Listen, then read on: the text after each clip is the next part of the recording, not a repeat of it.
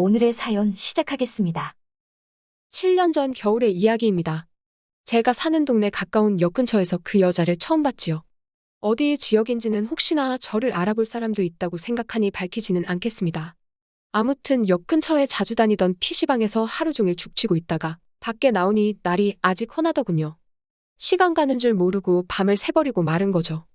갑자기 전날에 못 잔 피로가 쏟아져서 집에 가서 자려고 하는데 큰 삭거리 건널목에서 그 여자가 제 뒤에서 저에게 먼저 말을 걸어왔어요. 잠깐 실례 좀 할게요. 라고 물어오는 소리를 듣자마자 도를 아세요? 그런 거 물어보는 거라는 걸 단번에 알았죠. 제가 조금 만만해 보이는 외모라서 인상이 선하다 어쩌다 하면서 이런 쪽 사람들이 자주 꼬이기 때문에 말 걸어오는 말투만 들어도 무슨 목적으로 저한테 말을 걸은 건지 딱 알겠더군요. 대번에 눈치채고 인상을 팍 쓰고 나서 기분 나쁜 표정으로 단칼에 거절하려고 고개를 돌렸습니다. 그런데 저에게 말을 걸어온 그 여자의 모습이 딱 보기에도 저보다 나이가 어려 보였고 약간 백치기가 느껴지는 맹한 표정인데도 불구하고 화장기가 하나도 없는데도 아름다운 외모와 그때가 겨울이라 롱패딩을 입고 있었는데 그 두꺼운 외투로도 그 안이 어떻게 되어 있을지 예상이 갈 정도로 대단한 곡선을 가진 여자가 눈앞에 서 있었습니다. 약간 멍청하게 생긴 스타일이기도 했지만 그건 요즘 그녀 또래의 여자와는 다르게 꾸미지 않고도 이쁜 모습 때문에 그렇게 보였는지도 모르겠습니다. 거기에 남자라면 한 번쯤 꿈에 그려봤을 법한 여자가 말을 걸어오니 저도 주춤했습니다. 보통은 짜증을 내면서 단칼에 거절했을 텐데 생각지도 못한 미모의 여성의 등장에 잠깐 말문이 막혀 아무 말도 못하고 있었습니다. 그 여자는 머뭇대는 제 모습을 보고 제가 그녀의 이야기가 관심이 있다는 듯이 오해했는지 말을 이어가더라고요. 인상이 좋아 보인다니, 좋은 기운을 타고났다느니 하는 평소와 다름없는 레파토리로 말을 이어가기 시작했어요. 그런 쪽 사람이 아니기를 바랬지만 그런 여자가 저한테 다른 이유로 말을 걸어올 리는 없다고 생각했지요. 한창 그녀의 얼굴과 그녀의 롱패딩 안쪽을 훑어보듯 쳐다보다가 더 이상 이런 쓸데없는 소리를 듣는 시간이 아깝다는 생각이 들어 평소처럼 거절하고 갈 길을 가려고 하는데 그녀의 맹한 모습을 보니 문득 장난을 한번 쳐보고 싶다는 생각이 들더라고요. 좋은 말씀 고마워요.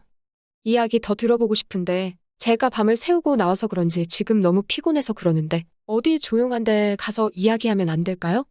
혹시나 하는 마음도 있었고 거절한다 하더라도 아니면 말고 하는 식의 저도 손해볼 것 없는 장난이라고 생각했습니다. 그런데 그 여자는 단 1초를 고민하지 않고 알겠다고 하면서 앞장을 서더라고요. 앞장을 서서 골목 안쪽으로 걸어 들어가는데 모양이 자기가 아는 곳으로 저를 데려가려고 하는 것 같아 보였습니다.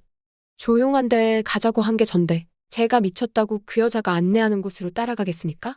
안 봐도 그 여자 같은 사람들이 작업을 치고 있을 소굴 같은 곳일 텐데 그 여자가 원하는 대로 할 이유가 없었죠.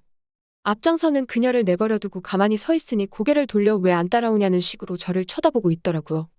그래서 저는 그녀에게 그쪽에 아는데 가자는 게 아니라 제가 지금 너무 졸려서 그러니 근처 숙박업소로 가서 마저 이야기해주세요. 라고 대놓고 이야기를 했습니다. 여전히 아니면 말고 식의 대화였어요.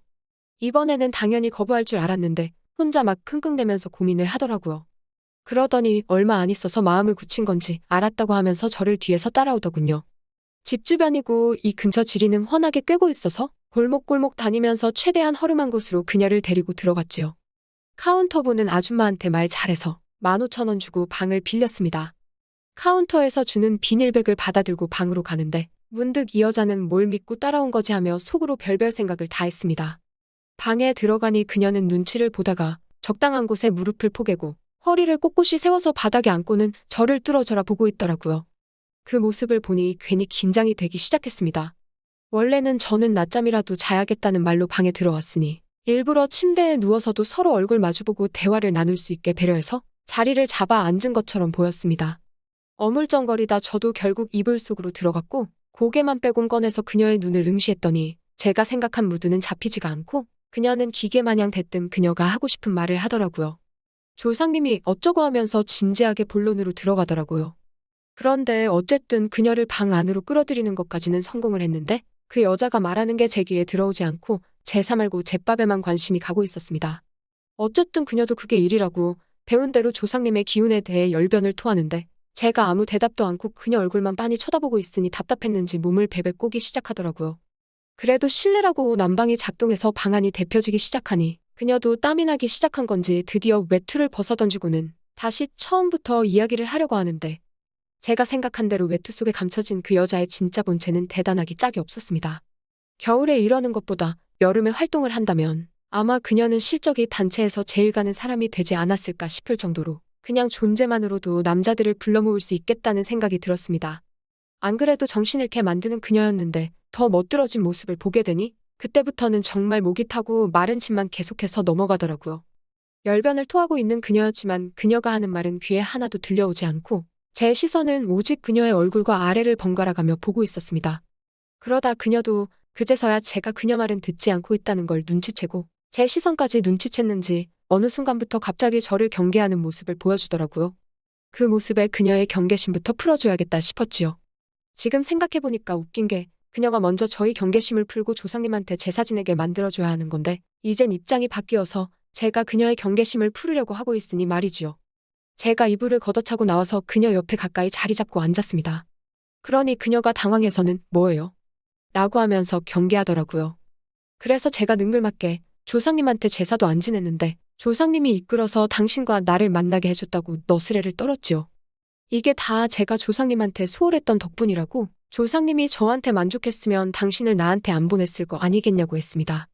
그리고 조상님한테 잘했다가 당신을 더 이상 볼 기회가 사라진다면 어차피 실제로 만날 일도 없는 조상한테 미움 좀 받겠다고 했습니다. 조상님한테 미움받는 대신 당신하고 더 가깝게 지내고 싶다고요.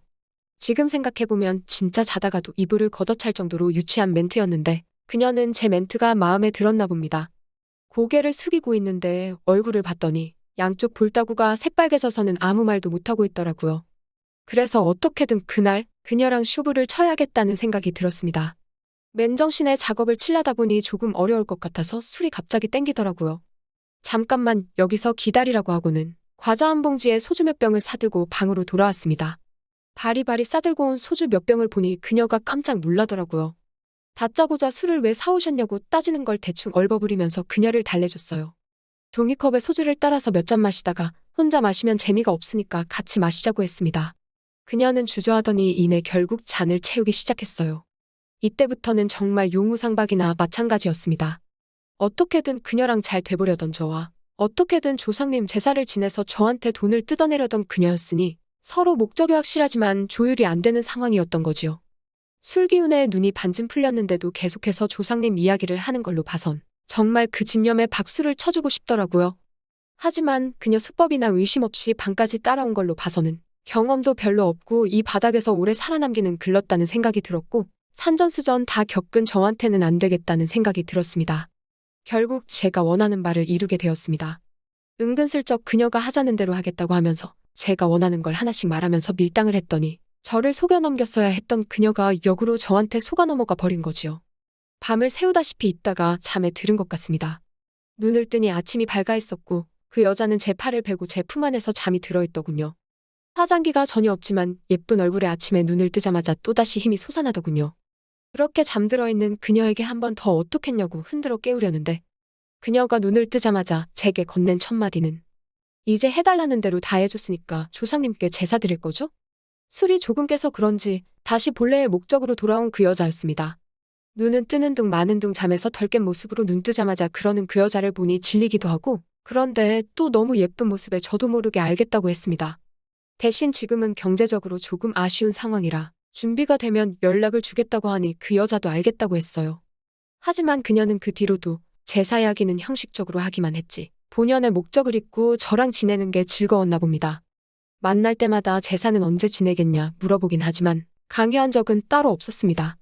그녀의 미모 때문에 몇 번 더 만나긴 했는데 막상 같이 데이트 같은 걸 하려니 재미가 없더라고요. 그렇게 몇 번 정도 만나다가 제 쪽에서 정이 떨어져서 연락을 끊어버리긴 했지만요. 그녀는 아직도 어딘가에서 모르는 사람에게 말을 걸어 조상님 걱정을 해주고 있을까요? 또 찾아주셔서 감사합니다. 매일 새롭고 흥미로운 사연으로 찾아뵙겠습니다. 구독과 좋아요 잊지 마시고 다음 사연으로 다시 찾아뵙겠습니다. 감사합니다.